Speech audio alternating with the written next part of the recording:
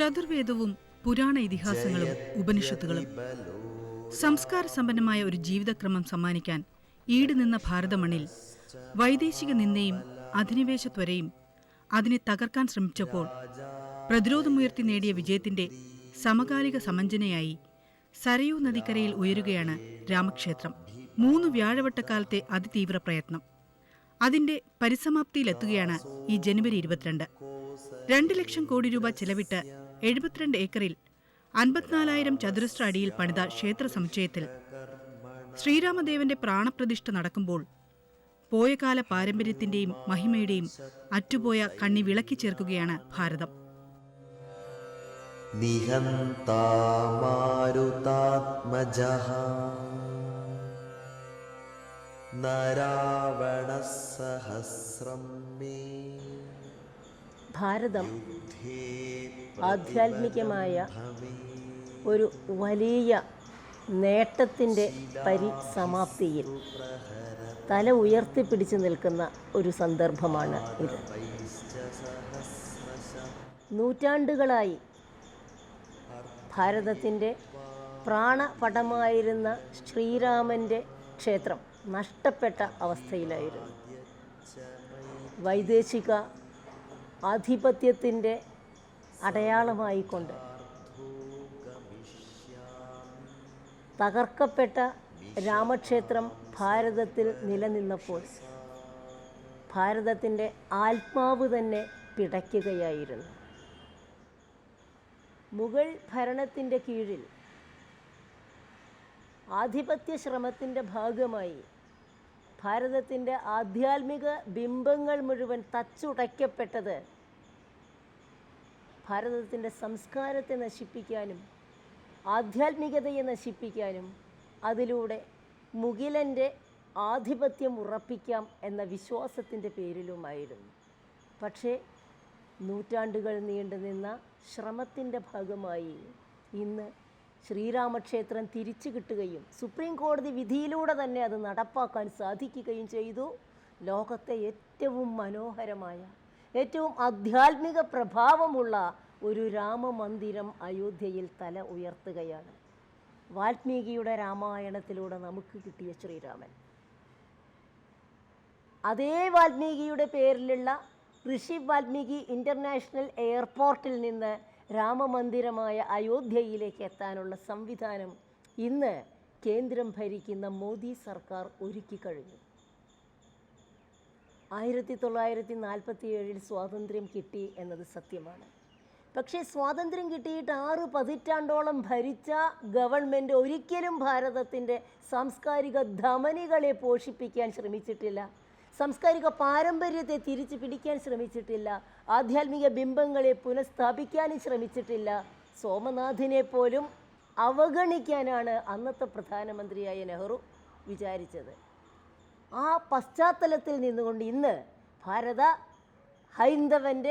ഭാരതത്തിൻ്റെ സനാതനധർമ്മത്തിൻ്റെ പ്രാണപടമായ ശ്രീരാമനെ തിരിച്ചു പിടിക്കുകയാണ് അയോധ്യ രാമ മന്ദിര നിർമ്മാണത്തിലൂടെ സംഭവിച്ചു കൊണ്ടിരിക്കുന്നത്. ഇന്ന് ഭരിക്കുന്ന ഗവൺമെൻറ്റിൻ്റെ മോദി സർക്കാരിൻ്റെ കീഴിൽ വളരെ ഭദ്രമായി സൂക്ഷ്മമായി ലോകോത്തരമായ രീതിയിൽ അത് നടന്നു വരികയും ചെയ്തു. ജനുവരി 22 അവിടെ പ്രാണപ്രതിഷ്ഠ നടക്കുമ്പോൾ ഓരോ ഭാരതീയൻ്റെയും ഹൃദയം തുടിക്കുകയാണ്, ആത്മാഭിമാനത്താൽ പ്രചോദിതമാവുകയാണ്. ഹിന്ദു മരിച്ചിട്ടില്ല, സനാതനധർമ്മം അസ്തമിക്കുകയില്ല എന്ന ആ ഒരു വിശ്വാസത്തെ ഒരിക്കൽ കൂടി അരക്കിട്ടുറപ്പിക്കുകയാണ് ശ്രീരാമ മന്ദിരത്തിൻ്റെ പുനഃസൃഷ്ടിയിലൂടെ സംഭവിച്ചു കൊണ്ടിരിക്കുന്നത്. നമുക്ക് കിട്ടുന്ന ശ്രീരാമൻ നമ്മുടെയൊക്കെ മനസ്സിൽ നൂറ്റാണ്ടുകളല്ല 1000 രാമായണത്തിൻ്റെ തന്നെ ചരിത്രം ഒരുപക്ഷെ 5000-ഓളം വർഷം പുറകോട്ട് പോകും. പക്ഷേ ആ ശ്രീരാമൻ, രാമായണ ശ്രീരാമൻ കേവലം 14 വർഷമാണ് വനവാസം നടത്തിയതെങ്കിൽ ഇന്ന് നമ്മുടെ ഭാരതത്തിലെ അയോധ്യയിലെ നമ്മുടെ ശ്രീരാമക്ഷേത്രത്തിലെ ശ്രീരാമനെ ആ ക്ഷേത്രത്തിൽ നിന്ന് പുറത്തേക്ക് കടത്തി മറ്റൊരു വനവാസത്തിന് വിധിച്ചത് 550 കൊല്ലത്തേക്കാണ്. തിരിച്ചുവരവാണ് ഇത്. ഭാരതത്തിൻ്റെ തിരിച്ചുവരവാണ്, പരമവൈഭവത്തിൻ്റെ തിരിച്ചുവരലാണ്. ദക്ഷിണായനത്തിലൂടെ 14 വർഷം തെക്കോട്ട് യാത്ര ചെയ്ത ശ്രീരാമൻ കാണിച്ചത് ഒന്നാന്തരം ഒരു ഭരണതന്ത്രജ്ഞതയാണ്. ഭാരതത്തെ സാംസ്കാരികമായി ഏകോപിപ്പിക്കാനും ഭാരതത്തിൻ്റെ ഭരണത്തിനും ജനസമാധാനത്തിനും സർവോപരി ആധ്യാത്മികയ്ക്കും എതിരെയുള്ള കറുത്ത ശക്തികളെ ഉന്മൂലനം ചെയ്യാനും അതിലൂടെ സുസ്ഥിരമായ ഒരു ഭരണവ്യവസ്ഥയിലൂടെ ഭാരതത്തെ ഒന്നിപ്പിക്കാനുമാണ് ശ്രീരാമൻ ശ്രമിച്ചത്. അതുതന്നെയാണ് രാമരാജ്യം, അതുതന്നെയാണ് ഗാന്ധിജി വിഭാവനം ചെയ്ത്, അതുതന്നെയാണ് ഇന്ന് ഭാരതം വിഭാവനം ചെയ്തുകൊണ്ടിരിക്കുന്ന യഥാർത്ഥ മാതൃകാ ഭരണ സമ്പ്രദായവും. സീതയുടെ സ്ഥിതപ്രജ്ഞതയും സുമിത്രയുടെ സാമൂഹ്യ കുടുംബ ദർശനവും മന്ധരയുടെ രാഷ്ട്രീയ നൈപുണ്യവുമൊക്കെ രാമായണം പ്രതിപാദിക്കുമ്പോൾ ആ രാമായണത്തിൻ്റെ സാംസ്കാരിക സാമൂഹ്യ രാഷ്ട്രീയ പശ്ചാത്തലങ്ങൾ ഭാരതീയൻ്റെ മനസ്സിൽ അട്ടിയുറച്ചിട്ടുണ്ട്. അതൊരിക്കൽ കൂടി പ്രബലമാക്കിക്കൊണ്ടാണ് ഈ ആത്മനിർഭരമായ പരിശ്രമത്തിലൂടെ ശ്രീരാമ മന്ദിരത്തെ നാം പുനഃസൃഷ്ടിക്കുന്നത്. കാത്തിരിക്കുകയാണ് ഭാരതം, കാത്തിരിക്കുകയാണ് ലോകം. ലോകത്തിൻ്റെ മുന്നിൽ ഏറ്റവും പുതിയ വിസ്മയമായിക്കൊണ്ട് ഈ ശ്രീരാമ മന്ദിരം ഉയർന്നു വരികയാണ്. ഓരോ ഭാരതീയനും അഭിമാനിക്കാവുന്ന, ഓരോ ഭാരതീയനും ആ ശ്രീരാമൻ്റെ മുന്നിൽ നമസ്കരിച്ചുകൊണ്ട് ആ ക്ഷേത്രത്തെ വന്ദിക്കുകയാണ്. ശ്രീരാമ തിരിച്ചു വരൂ എന്ന് പറയുകയാണ്. ഇതൊരു വരവാണ്. ഭാരതം പരമവൈഭവത്തിലേക്ക് കടക്കുകയാണ് എന്ന് ലോകത്തോട് വിളിച്ചു പറയുന്ന ഒരു സന്ദർഭം കൂടിയാണ് ഈ ജനുവരി 22, 2024. അതുകൊണ്ട് തന്നെ പുതിയ പുതിയ ഭാഗ്യോദയത്തിൻ്റെ കാലഘട്ടമാണ് എന്ന് നാം തിരിച്ചറിയുകയാണ്. സംസ്കാരത്തിൻ്റെ നിർമ്മിതി പാരമ്പര്യങ്ങളിലും വിശ്വാസങ്ങളിലും ആചാരാനുഷ്ഠാനങ്ങളിലും അധിഷ്ഠിതമാണ്. അത് ഒരു ജനതയുടെ സംസ്കാരത്തിൻ്റെ പ്രകാശനം എന്ന് നാം ചിന്തിക്കുമ്പോൾ അതിനകത്ത് മറ്റൊരു സങ്കുചിത ഭാവവും ഇടകലർന്നിട്ടില്ല. കാലങ്ങളുടെ പരിണാമമനുസരിച്ച് സ്വാഭാവികമായി വികാസം പ്രാപിക്കുന്നതാണ് സംസ്കാരം. തീർച്ചയായും അങ്ങനെ തന്നെ വേണം അതിനെ കാണാൻ. അതിൽ പല ധാരകൾ അലിഞ്ഞു ചേർന്നിട്ടുണ്ടാവും, പല ചിന്താഗതികൾ അല്ലെങ്കിൽ പല വിശ്വാസങ്ങളുമൊക്കെ അതിലുണ്ടാവും. പക്ഷേ അതിൻ്റെ എല്ലാം ഉള്ളിൽ നിന്ന് രൂപം കൊള്ളുന്ന ഒരു സത്ത ഉണ്ട്. ഇപ്പോൾ ഭാരതത്തെ സംബന്ധിച്ചിടത്തോളം നാം ആലോചിക്കുമ്പോൾ നമുക്ക് മഹത്തായൊരു ദർശനമുണ്ട്, നമുക്ക് മഹത്തായൊരു കാവ്യചിന്തയുണ്ട്, മനുഷ്യ സംസ്കാരത്തെക്കുറിച്ചുള്ള വളരെ മഹത്തരമായ ഒരു സങ്കല്പനം ഉണ്ട്. അത് നമ്മുടെ പുരാണങ്ങളിൽ, നമ്മുടെ ഇതിഹാസങ്ങളിൽ, നമ്മുടെ മഹാകാവ്യങ്ങളിൽ ഒക്കെ അധിഷ്ഠിതമാണ് എന്ന് പറയാൻ കഴിയും. ഞാൻ ഒരു എഴുത്തുകാരൻ എന്നുള്ള നിലക്ക്, അല്ലെങ്കിൽ എൻ്റെ രാജ്യത്തിൻ്റെ ചരിത്രവും സംസ്കാരവും മനസ്സിലാക്കാൻ ശ്രമിച്ചിട്ടുള്ള ഒരാൾ എന്നുള്ള നിലക്ക് ഞാൻ പറയട്ടെ, ഭാരതീയ സംസ്കാരത്തിൽ നമ്മുടെ മനുഷ്യാവബോധം രൂപമെടുത്തിരിക്കുന്നത് തീർച്ചയായും നമ്മുടെ മഹാപുരാണങ്ങളിൽ അധിഷ്ഠിതമാണ് എന്ന് പറയാൻ ഒട്ടും മടിക്കേണ്ട ആവശ്യമില്ല. കാരണം രാമായണം, മഹാഭാരതം ഇവ രണ്ടും നമ്മുടെ മഹത്തായ കാവ്യങ്ങളാണ്. ഈ കാവ്യങ്ങൾ വിഭാവനം ചെയ്യുന്ന മനുഷ്യ സങ്കല്പനമാണ് നമ്മുടെ ആദർശമായി നാം സ്വീകരിച്ചിരിക്കുന്നത്. അത് രാഷ്ട്രപിതാവ് തൊട്ട് താഴോട്ടുള്ള എല്ലാവരും ഒരുപോലെ അംഗീകരിക്കുന്നതാണ്. അതിനകത്ത് വ്യത്യാസമൊന്നുമില്ല, അതിനകത്ത് വേറൊരു ചിന്തയുടെയും ആവശ്യമില്ല. അപ്പോൾ ആ നിലയ്ക്ക് ആലോചിക്കുമ്പോൾ ഇപ്പോൾ രാമനെ അല്ലെങ്കിൽ കൃഷ്ണനെ അതുപോലെയുള്ള മഹത്തുക്കളെ ആരാധിക്കുന്നതിനുള്ള കേന്ദ്രങ്ങൾ രൂപം കൊള്ളുന്നു എന്ന് പറയുമ്പോൾ അത് വളരെ പ്രധാനപ്പെട്ട ഒരു കാര്യമാണ്. അത് മറ്റാരും അതിനോട് എതിർക്കേണ്ട ആവശ്യമില്ല, വിയോജിക്കേണ്ട ആവശ്യമില്ല. അതിനകത്ത് ജാതീയതയില്ല, അല്ലെങ്കിൽ അതിനകത്തൊരു മതവിദ്വേഷമുണ്ട് എന്നും ഞാൻ കരുതുന്നില്ല. ഇവിടെ ഇപ്പോൾ പ്രസക്തമായ കാര്യം നമുക്കറിയാം. അയോധ്യ നമ്മുടെ വികാരത്തിൻ്റെയോ അല്ലെങ്കിൽ ചരിത്രപരമായ ബോധത്തിൻ്റെയോ ഒരു ഭാഗമാണ്. അയോധ്യ, ദ്വാരക, ഇതൊക്കെ അങ്ങനെ ഒരു ചെറിയ പ്രാദേശിക ഭൂമി എന്ന് പറഞ്ഞിട്ട് തള്ളിക്കളയാൻ നമുക്ക് സാധിക്കുകയില്ല. അപ്പോൾ അവിടെ ഒരു ആദർശമുണ്ട്, അല്ലെങ്കിൽ അവിടെ ഒരു മനുഷ്യ അവബോധം ഉണ്ട്, ഒരു സംസ്കൃതി ഉണ്ട് എന്നുള്ളതാണ് എടുത്തു പറയേണ്ട കാര്യം. അപ്പോൾ അയോധ്യയിൽ രൂപം കൊണ്ട നമ്മൾ ത്രേതായുഗത്തിലേക്ക് വ്യാപരിക്കുമ്പോൾ രൂപം കൊണ്ട മഹാസംസ്കൃതി, ആദർശത്തിൻ്റെ, സുരഭിലമായ മാനവബോധത്തിൻ്റെ ഒരു സംസ്കൃതി എന്ന് പറയുന്നത് ശ്രീരാമദേവനിൽ അധിഷ്ഠിതമാണ്. അതുകൊണ്ടാണ് രാമായണം രൂപം കൊള്ളുന്നത്. രാമായണം, ഇരുട്ട് പോകണം എന്ന് വാക്കിനർത്ഥം.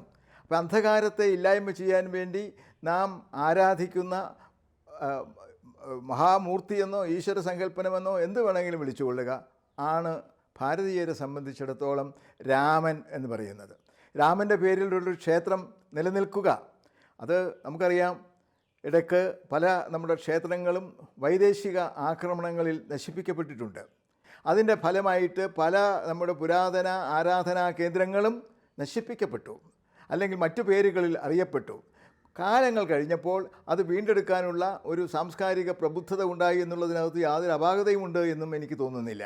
പക്ഷേ ഇവിടെ സംഭവിക്കുന്ന ഒരു കാര്യം പലരും സൂചിപ്പിച്ചിട്ടുള്ളതുപോലെ രാമജന്മഭൂമിയിൽ ക്ഷേത്ര നിർമ്മിതി നടക്കുമ്പോൾ അത് മറ്റുള്ളവരുടെ അവകാശങ്ങളെയോ അല്ലെങ്കിൽ ആവശ്യങ്ങളെയോ നിരാകരിച്ചുകൊണ്ടല്ല, അത് അംഗീകരിച്ചുകൊണ്ട് തന്നെ, ഇത്രയും പറയുന്നുള്ളൂ, നമ്മുടെ പൗരാണികമായ ആ പാരമ്പര്യത്തെ, മഹത്വത്തെ വീണ്ടെടുക്കാൻ നമ്മൾ ശ്രമിക്കുകയാണ് ചെയ്യുന്നത്. അപ്പോൾ അങ്ങനെ വരുമ്പോൾ എന്താ, രാമക്ഷേത്രം വരുന്നു, അല്ലെങ്കിൽ ദ്വാരകയിൽ ശ്രീകൃഷ്ണ ക്ഷേത്രം വരുന്നു, അല്ലെങ്കിൽ മറ്റ് പ്രദേശങ്ങളിൽ പൂർവ്വ ആരാധനാ രീതികൾ, ബിംബങ്ങൾ പുനഃപ്രതിഷ്ഠ നേടുന്നു എന്ന് പറയുമ്പോൾ അതിൽ ഞാൻ മനസ്സിലാക്കുന്നത് അതിനകത്തൊരു ജാതീയതയല്ല, അല്ലെങ്കിൽ മറ്റേതെങ്കിലും വിധത്തിലുള്ള ചിന്തയല്ല, മറിച്ച് ഭാരതീയ സങ്കല്പനത്തിൻ്റെ മഹത്തായ ആ ഒരു ആദർശമുണ്ടല്ലോ, ആ സങ്കല്പത്തെ, ആദർശത്തെ വീണ്ടെടുക്കുക വഴി നമ്മൾ ഈ കാലത്തിന് സംഭാവന ചെയ്യുന്നത് ഈ മഹത്തായ രാജ്യത്തിൻ്റെ സംസ്കാരം തന്നെയാണ് എന്ന് ഞാൻ വിശ്വസിക്കുന്നു.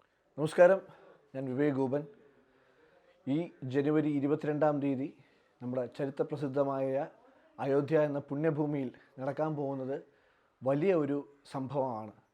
നമ്മൾ വർഷങ്ങളായിട്ട്, നൂറ്റാണ്ടുകളായിട്ട് കാത്തിരുന്ന അയോധ്യ എന്ന് പറഞ്ഞ് അവിടെ ഒരു ശ്രീരാമക്ഷേത്രം പണിതുയർന്നു. അത് ഈ വരുന്ന ജനുവരി 22-ാം തീയതി അത് പ്രാണപ്രതിഷ്ഠ നടത്തുകയാണ്.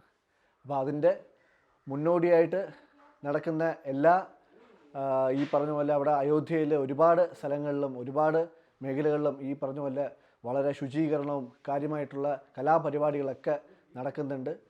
ഇതിന് ശേഷം ഇനി സംഭവിക്കാൻ പോകുന്നത്, നമ്മുടെ ലോകം എപ്പോഴും എല്ലാം ഈ പറഞ്ഞ പോലെ ഒരു ഒന്നടങ്കം കാത്തിരിക്കുന്ന ഒരു നിമിഷമായിരിക്കും.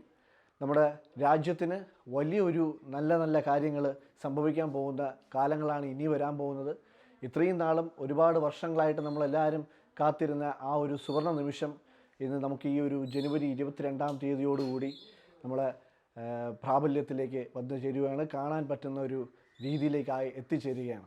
അപ്പം അതിന് മുന്നോടിയായിട്ട് അതിന് മുൻതൂക്കം നിന്ന് ഈ അയോധ്യയിലെ ഒരു പ്രത്യേക ട്രസ്റ്റ് രൂപീകരണങ്ങളുണ്ടായിരുന്നു. ആ അയോധ്യയിലെ ഒരു പ്രത്യേക ട്രസ്റ്റിൻ്റെ രൂപീകരണത്തിൻ്റെ മേൽനോട്ടത്തിലായിരുന്നു ഇത്രയും നാളും കാര്യങ്ങൾ പൊയ്ക്കൊണ്ടിരുന്നത്.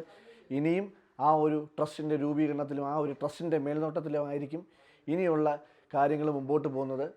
നമ്മുടെ പ്രധാനമന്ത്രി നരേന്ദ്രമോദിജി വാക്ക് കൊടുത്തതുപോലെ, ഇലക്ഷന് മുന്നേ വാക്ക് കൊടുത്തതുപോലെ, നമുക്ക് മറ്റുള്ള ഈ അന്യ പാർട്ടിക്കാരും കാര്യങ്ങളും ഒക്കെ ഇറക്കുന്ന പോലെ പ്രകടന പത്രികയല്ലായിരുന്നു, നമുക്ക് ഈ പറഞ്ഞ പോലെ പ്രഖ്യാപന പത്രികയായിരുന്നു.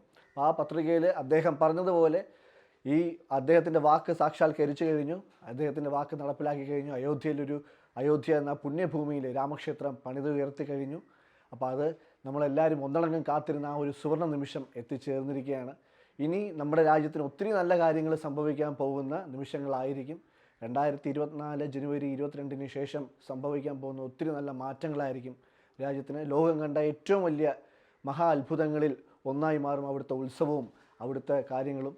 കഴിഞ്ഞ ദിവസങ്ങളിൽ ഞാൻ വാർത്തയിൽ വായിച്ചതാണ്, ഈ ഒരു 24-30 കിലോമീറ്റർ ചുറ്റളവിൽ ഈ പറഞ്ഞ പോലെ വളരെ ഈ ദൈവികമായിട്ടുള്ള കാര്യങ്ങൾ മാത്രം ആചരിക്കുന്ന ഒരു പ്രദേശമായിട്ട് അയോധ്യ മാറാൻ പോവുകയാണ്.